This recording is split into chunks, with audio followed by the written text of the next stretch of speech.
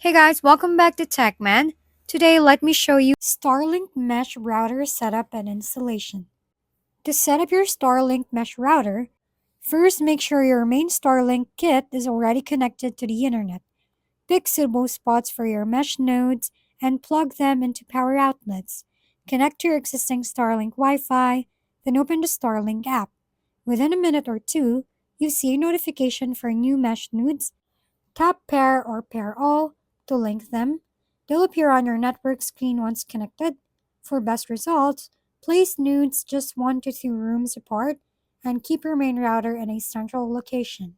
Avoid chaining too many nodes since this can slow things down. You can also check on the app to see how each node connects and move them for stronger links. Once paired and placed correctly, Starlink Mesh Network is ready to deliver smooth, reliable coverage throughout your home. If we've been helpful, kindly give us a thumbs up and don't forget to hit the subscribe and bell button for more contents. For any questions and suggestions, comment down below.